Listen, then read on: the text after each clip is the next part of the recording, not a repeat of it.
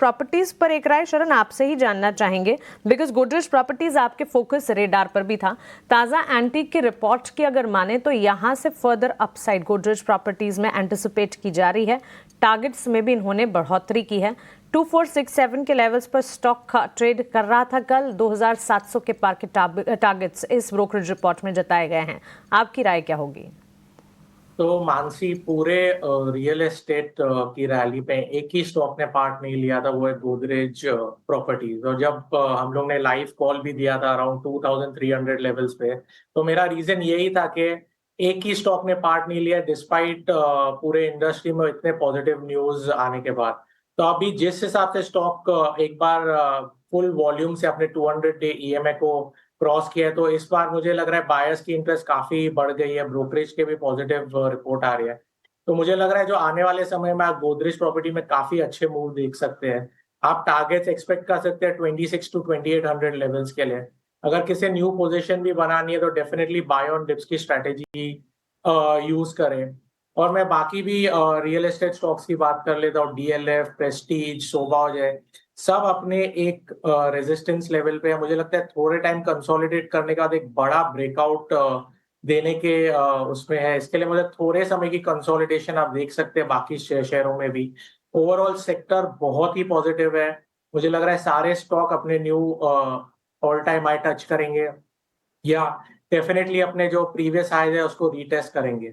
तो गोदरेज प्रॉपर्टी में currently bye on dips कीजिए। एक ही स्टॉक है जिसने पार्टिसिपेट नहीं किया और मुझे लग रहा है आने वाले समय में काफी अच्छा रिटर्न दे सकते हैं। सो गोदरेज प्रॉपर्टीज अच्छे रिटर्न्स की पूरी गुंजाइश यहाँ पर नजर आती है। लेकिन इस बीच जहाँ आईटी सेक्टर की हम बात कर रहे थे, जो कि अब फोकस रेडार में आ सकता है, और इसी के चलते हमारे एक्सपर्ट्स की स्टॉक रेकमेंडेड कॉल्स में भी आईटी सेक्टर से जुड़ी हुई कंपनियां थी, जैसे कि इन्फोसिस किरण जी के फोकस रेडार पर, एलटीआई माइंडट्री शरण के रेडार पर। इसी कड़ी में किरण जी, और भी कुछ आईटी स्टॉक्स जैसे कि विप्रो और एचसीएल टेक्नोलॉजीज पर आपसे टेक जरूर जानना चाहेंगे, बिकॉज विप्रो में खबर आई है कि कंपनी अपने मिडिल ईस्ट में बिजनेस एक्सपेंशन और बिजनेस को स्ट्रेंथन करने की कोशिश कर रही है, और इसी के चलते अपने हेडक्वार्टर्स भी वहां पर उन्होंने खोले हैं। मिडिल ईस्ट में बिजनेस एक्सपेंशन की तैयारी। और एचसीएल टेक्नोलॉजीज ने सेकेंड डिलीवरी सेंटर जो है केरला मार्केट में लॉन्च किया है। सो दोनों बिजनेस एक्सपेंशन की कोशिश और नए हेडक्वार्टर्स या न्यू मार्केट में एंट्री की कोशिश आईटी प्लेयर्स के लिए विप्रो और एचसीएल टेक्नोलॉजीज पर कोई राय?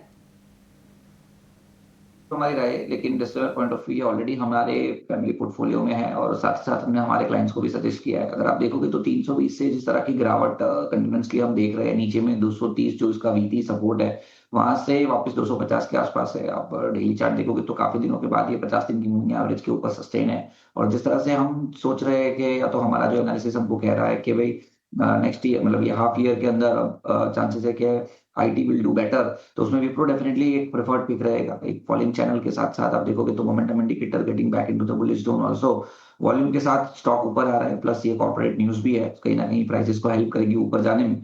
तो करंट मार्केट प्राइस से लॉन्ग करना चाहिए। पोजिशनल स्टॉप लॉस 240 का रखिए एंड स्लोली एंड ग्रेजुअली ये स्टॉक 290 300 तक जा सकता है। तो not only for the intraday but थोड़ा लंबा नजरिया रख के यहाँ पे लॉन्ग पोजीशन कर सकते हैं। एचसीएल टेक्नोलॉजी की बात करें तो हमने देखा कि inverted head and shoulder pattern बना हुआ है, जिसका ब्रेकआउट 1600 का है। जब तक 1600 का लेवल ब्रेक नहीं होता है तब तक डेफिनेटली यहाँ पे लॉन्ग कर सकते हैं। 1600 का स्ट्रिक्ट स्टॉप लॉस रखे और जिस तरह की चार्ट पैटर्न है, अगर 1600 ब्रेक नहीं होता है तो ऊपर 1800 तक के लेवल्स आपको देखने को मिल सकते हैं। तो दोनों एचसीएल एंड विप्रो काफी अच्छी चॉइस लॉन्ग करके जा सकते हैं।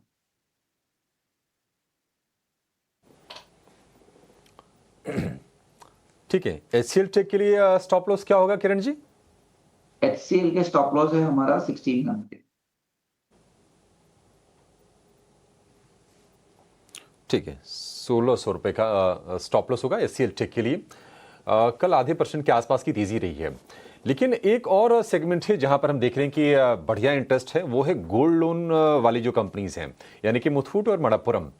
मुथूट में हम 2 सत्र में लगातार 10% के आसपास की तेजी देख चुके हैं 2 दिनों में, और जो मार्केट कैप है वो 1 लाख करोड़ रुपए के पार पहुंच गया है। आरबीआई ने गोल्ड लोन को लेकर नए नियम जारी कर दिए हैं। एलटीवी को 75% से बढ़ाकर कर दिया है 85%, यानी कि लोन टू वैल्यू, यानी कि जितने का आपका सोना है उसके बदले में कितनी वैल्यू का लोन मिलेगा, उसको बोलते हैं एलटीवी। तो एक निश्चित तौर पर पॉजिटिव डेवलपमेंट तो है।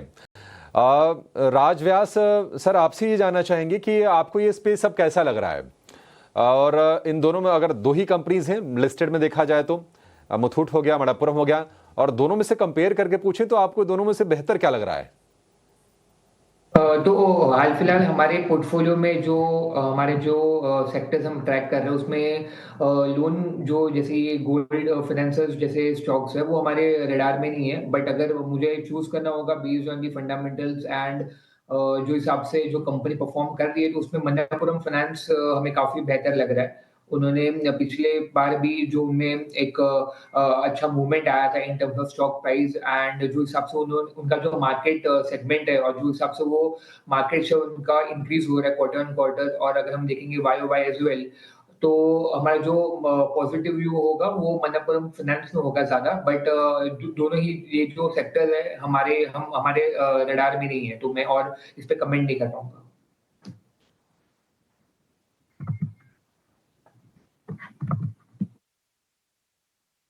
ठीक है, मुथूट फाइनेंस को लेकर ये व्यू हो गया। एक और शेयर जिस पर राय चाहिए वो है इंटरग्लोब एविएशन का। कल हमने 4% के आसपास की शानदार तेजी देखी है।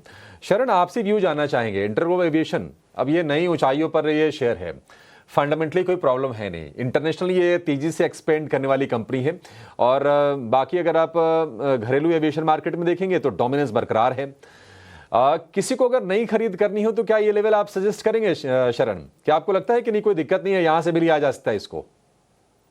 तो अभिषेक जी, डेफिनेटली जैसे आपने बोला मार्केट लीडर है इंडिया का, ऑलमोस्ट 65% मार्केट शेयर है आज के डेट में, और मुझे नहीं लग रहा है कोई इन्हें चैलेंज करने भी आ रहा है, तो ओवरली पॉजिटिव है। मगर मैं एक छोटी सी बात कर देता हूँ, आज वैल्यूएशन टर्म्स में Indigo is the most expensive airline in the world.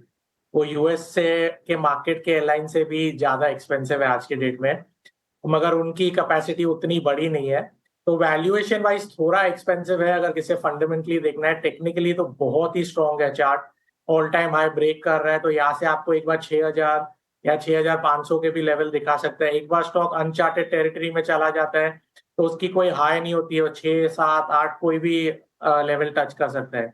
अगर किसी निवेश भी करना है या न्यू एंट्री भी बनानी है तो मैं बोलूंगा स्ट्रिक्टली 50 डे मूविंग एवरेज का एक बार स्टॉप लॉस जरूर बनाए, जो आता है 5250 के लेवल्स पे। अगर एक बार 5250 के लेवल से नीचे ट्रेड करना चालू होता है तो एग्जिट कीजिए। तब तक मैं बोलूंगा बाय ऑन डिप्स की स्ट्रैटेजी बनाए रखे स्टॉक में। इंडिया का लीडर है और परफॉर्मेंस वाइज दूसरे कॉम्पिटिटर से it is by far one of the best in profitability, market share and actual operational performance. तो ओवरली बहुत ही अच्छी कंपनी है, बाय ऑन डिप्स की स्ट्रैटेजी बनाए, मगर एक बार 5250 के लेवल पे नीचे क्लोज करता है तो एक बार जरूर स्टॉप लॉस ले लीजिए। ठीक है, बढ़िया, ये स्ट्रेटजी ठीक है। 5250 का स्टॉप लॉस, 6000 6500 के टारगेट आपको इंटरग्लोब एविएशन को लेकर हैं। ब्रोकरेजेस भी इसको लेकर काफ़ी बुलिश हैं, और तमाम ऐसे लोग हैं, मार्केट से जुड़े लोग हैं, जिनका मानना है कि नहीं 10,000 रुपये के तक जाने का भी दमखम रखता है इंटरग्लोब एविएशन का शेयर। ठीक है, ये तो बात हो गई आपके लिए तमाम स्टॉक्स की, जो बड़े बड़े स्टॉक्स हैं।